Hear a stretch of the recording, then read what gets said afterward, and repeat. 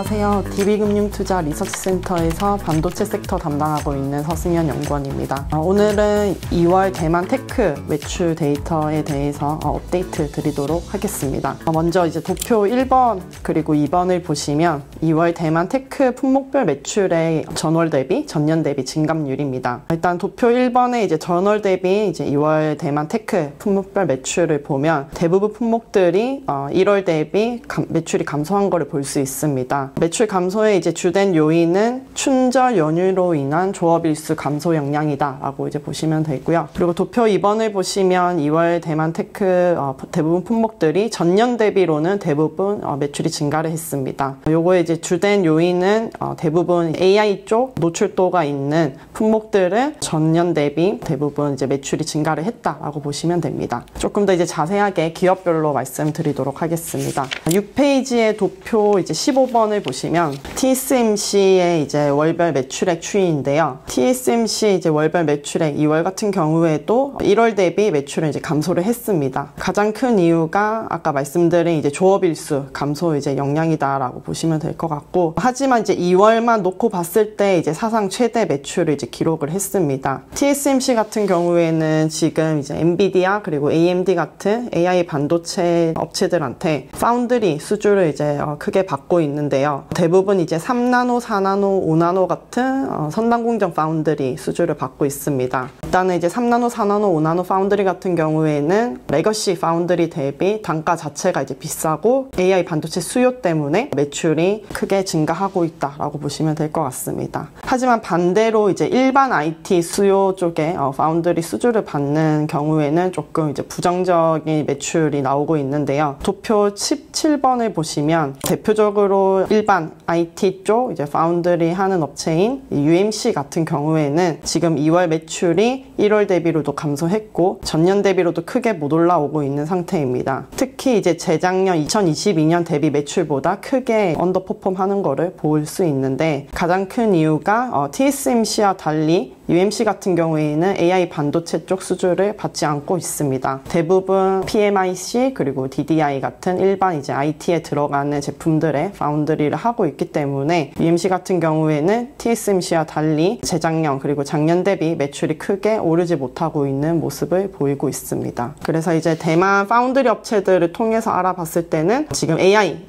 수요를 제외하고는 일반 IT 수요는 아직 못 올라오는 것을 조금 체감을 할 수 있습니다. 9페이지의 도표 31번을 보시면 대표적으로 이제 서버 쪽에 대해서 대만 수요를 봤을 때 에이스피드라는 이제 업체의 수요를 볼 수 있는데, 도표 31번을 보시면 에이스피드 매출 같은 경우에는 아까 이제 말씀드린 것처럼 2월 매출이 춘절 조업일수 감소로 인해서 매출이 이제 감소를 했지만 그래도 2022년과 조금 유사한 매출 을 보이고 있습니다. 에이스피드 역시 일반 서버뿐만 아니라 AI 서버 쪽으로 BMC 칩을 공급하고 있기 때문에 매출의 이제 흐름이 무난히 나오고 있다라고 이제 볼 수 있고, 최근에 에이스피드 같은 경우에는 회장님이 나오셔서 일반 서버에 대한 이제 반등 가능성을 이야기를 했습니다. 그래서 이제 앞으로 AI 서버뿐만 아니라 올해 하반기, 올해 연말쯤 일반 서버 수요가 반등을 이제 할 수 있다는 것을 좀 추정을 해 볼 수 있습니다. 그리고 마지막으로 한국의 이제 삼성전자와 SK 하이닉스와 유사하게 메모리 반도체를 하고 있는 이제 난야 같은 경우에는 도표 25번을 보시면 지금 난야 같은 경우에는 이제 메모리 재고 조정이 끝나고 지금 이제 조금 반등을 하는 추세다라고 이제 볼 수 있습니다. 하지만 이제 난야는 삼성전자와 SK 하이닉스와 달리 하이엔드 그러니까 HBM 같은 AI 쪽 메모리 반도체는 공급하고 있지 않기 때문에 반등이 이제 조금 천천히 올라오는 거를 볼 수 있습니다. 하지만 이제 삼성전자, SK 하이닉스 같은 경우에는 HBM 공급을 이제 하고 있기 때문에 난야와 달리 좀 가파르게 매출 그리고 영업이익이 성장하는 모습을 4월 말 실적 발표를 통해서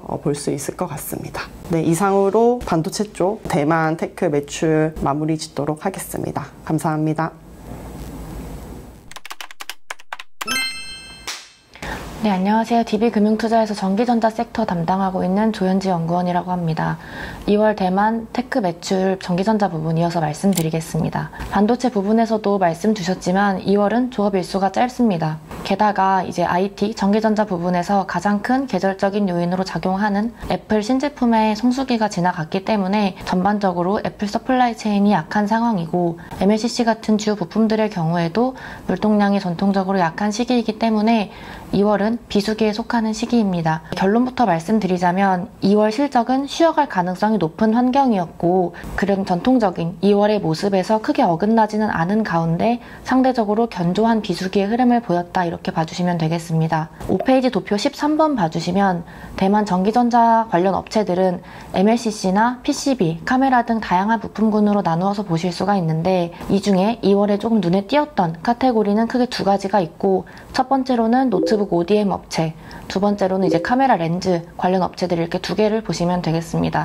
8페이지 도표 26번 봐주시면 첫 번째 노트북 ODM 업체들부터 말씀을 드리겠습니다. 주요 4개 업체 합산 매출액 기준으로 전년 동월 대비 5%, 전월 대비 4% 매출액이 증가했습니다. 이렇게 전년 대비, 전월 대비 모두 매출액이 증가한 것은 2022년 7월 이후 17개월 만의 수치입니다. 내용을 보시면 노트북 업체들의 경우에는 대부분 제품이 소비재 성격에 속하기 때문에 3분기, 4분기에 최대 물동량을 기록한 가운데 1월에는 1, 2월을 지나면서 전반적으로 물동량이 하락하는 추세를 보이게 됩니다.